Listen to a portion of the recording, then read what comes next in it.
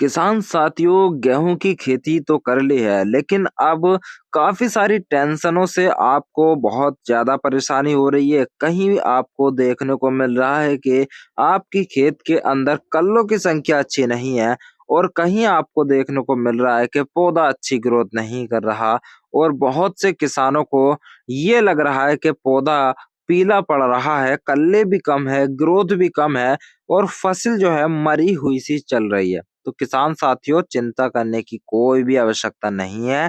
आपको ऐसा फॉर्मूला इस वीडियो में बता के जाऊंगा, जिसका इस्तेमाल करने के बाद आपकी मरी हुई गेहूं की फसल दोबारा से लहलहा उठेगी, और रिकॉर्ड तोड़ उत्पादन आपको इस बार गेहूं से मिलेगा।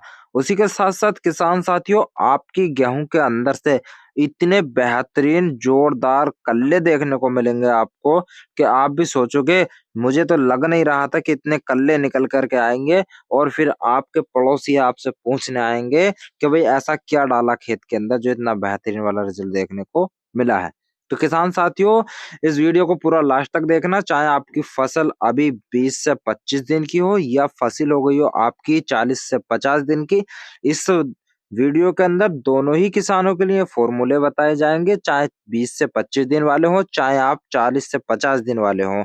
आपके गेहूं किसी भी अवस्था में इस समय है, इन फॉर्मूले का इस्तेमाल करने के बाद रिकॉर्ड तोड़ गेहूं के अंदर ग्रोथ, कल्ले, फुटाव, हरियाली, उत्पादन सब कुछ बेहतरीन होने वाला है।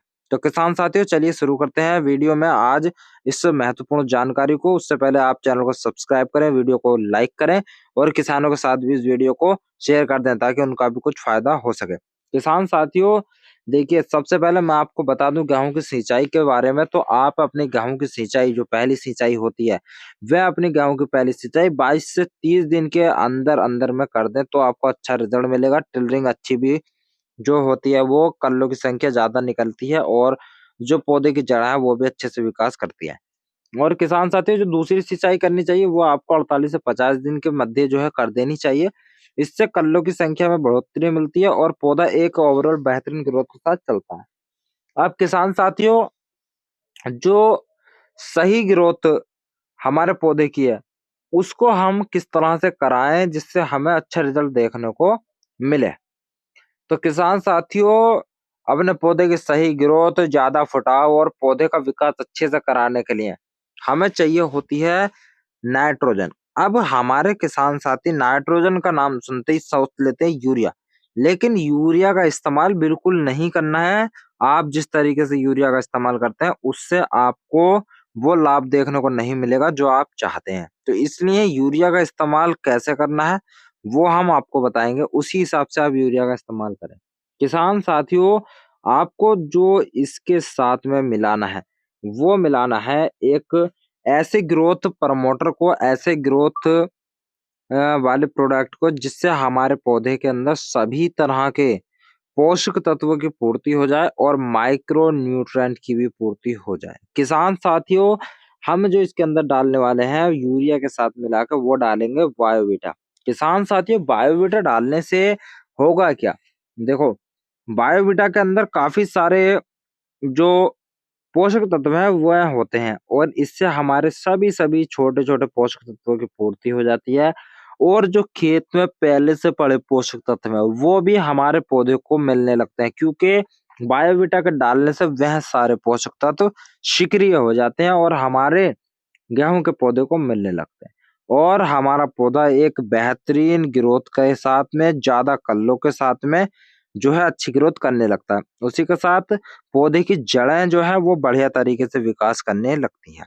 अब किसान साथियों, जब हमारा पौधा हरियाली लेकर के चलेगा, तो प्रकाश संश्लेषण की जो क्रिया वो अच्छे से होती है, और प्रकाश संश्लेषण की क्रिया अच्छे से होने से हमें अपने पौधे के अंदर एक बेहतरीन ग्रोथ देखने को मिल जाती है।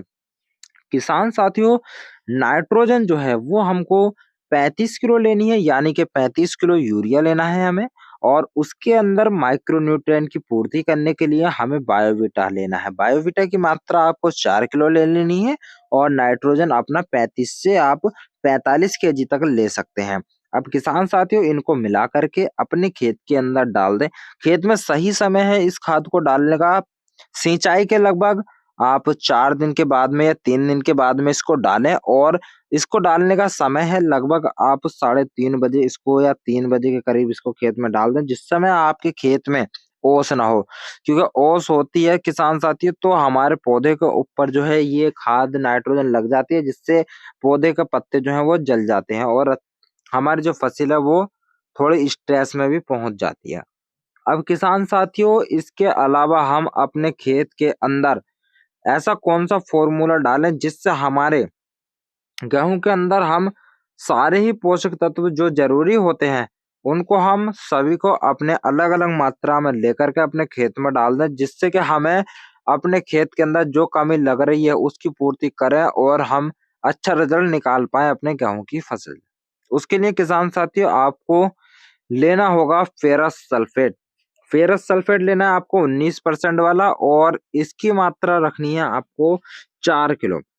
किसान साथियों फेरस सल्फेट आपका 4 किलो हो गया और आपको लेना है मैग्नीशियम सल्फेट। मैग्नीशियम सल्फेट आपको लेना है 7 किलो।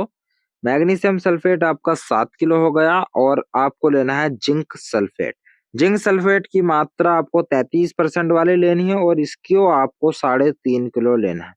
किसान साथियों हमें जो है सल्फर अलग से डालने की आवश्यकता नहीं है क्योंकि इन सभी के अंदर सल्फर की भी जो मात्रा है वह हमें मिल जाती है। अब किसान साथियों इन सबको आपको और यूरिया के साथ में मिला करके डालना है। किसान साथियों यूरिया की मात्रा आपको लेनी है 40 किलो और फेरस सल्फेट आपका 19% वाला 4 किलो, मैग्नीशियम सल्फेट 7 किलो और जिंक सल्फेट 33% वाला 3.5 किलो। इन सबको आपको मिला लेना है यूरिया के अंदर और अपने खेत के अंदर इनको डाल देना है। आपको इससे बहुत बेहतरीन वाला रिजल्ट देखने को मिलेगा। आपके खेत के अंदर से मैग्नीशियम की कमी होगी, फेरस सल्फेट की या जिंक की कमी होगी, वो पूरी हो जाएगी, नाइट्रोजन की कमी पूरी हो जाएगी और सल्फर की कमी भी आपके खेत से दूर हो जाएगी और आपको एक अच्छी ग्रोथ ज़्यादा से ज़्यादा कल्ले और बेहतरीन रिजल्ट आपको अपनी फसल में देखने को मिलेगा। किसान साथियों आपको एक और फ़ॉर्मूला बता देते हैं, जो ग्रोथ होने लगेगी बढ़िया वाली और पीलापन भी दूर हो जाएगा। प्रकाश संश्लेषण की क्रिया भी जो है आपके खेत में अच्छे से होगी और आपके जो पौधे हैं, वह रोगों से लड़ने के लिए भी जो प्रतिरोधक क्षमता है वह भी उनकी बढ़ जाएगी। तो ये फ़ॉर्मूला है किसान साथियों इसमें आपको लेना है ह्यूमिक एसिड। ह्यूमिक एसिड आपको लेना है लगभग 1 किलो और किसान साथियों आपको यूरिया के अंदर मिला के इसको डाल देना है। किसान साथियों ह्यूमिक एसिड से आपके जड़ों का विकास अच्छे से होगा और ये आपके पीएच को भी बैलेंस करेगा। साथ ही साथ जड़ों का विकास अच्छे से होगा तो हमारा पौधा जो है ज़्यादा पोषक तत्व उठाएगा ज़मीन में पड़े हुए और एक पौधा अच्छी ग्रोथ लेकर के चलेगा। अब किसान साथियों आप इसमें जो है बायोवीटा भी मिला सकते हैं, आपको उससे भी अच्छा रिज़ल्ट मिलेगा। बायोवीटा, ह्यूमिक एसिड और यूरिया इन्हें भी मिला कर के डाल सकते हैं, इससे आपको अच्छा रिज़ल्ट देखने को मिल जाएगा। तो किसान साथियों ये आज आपको हमने जानकारी दी, आपको 3 फ़ॉर्मूले बताए, जो भी आप चाहें अपनी आवश्यकता अनुसार इसमें से इस्तेमाल कर सकते हैं और आपको कैसा रिज़ल्ट मिला फ़ॉर्मूले से वह आप हमें कमेंट में ज़रूर से बताएँ, ताकि और भी किसान भाई इसका इस्तेमाल कर सकें और ज़्यादा से ज़्यादा वीडियो को शेयर करें, चैनल को सब्सक्राइब करें, वीडियो को लाइक करें। धन्यवाद।